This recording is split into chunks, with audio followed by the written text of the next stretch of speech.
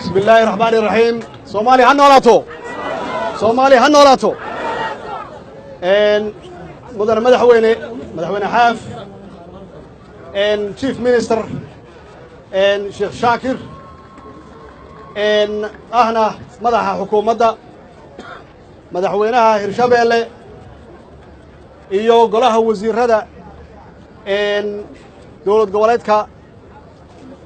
goboleedka galmudug golahooda baarlamaanka golaha wasiirada oo wafdigeyga ah iyo labada baarlamaanka labada aqal golaha shacabka iyo aqalka sare marti sharafta kale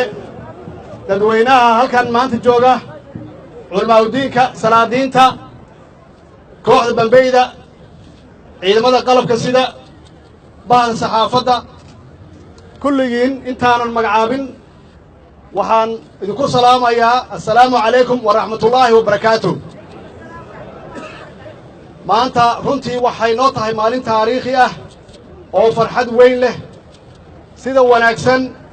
oo walaaltinimada leh oo diiran oo aad noo soo dhowayseen waxaan ognahay oo la soconnaa ilaa saakay subaxdii hore ilaa hadda inaad taagan tihiin si aad noo soo dhowaysaan xaqiiqatan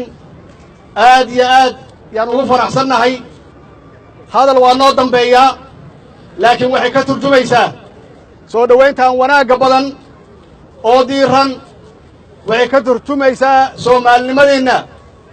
waxay ka turjumaysaa sidaad soomaali iyo midnimadeeda aad u soo dhowayseen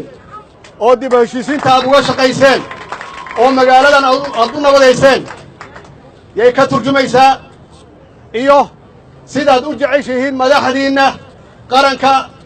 iyo madaxdiinna galmudug saa u jeceshihiin soo dhowayntan taasay ka turjumaysaa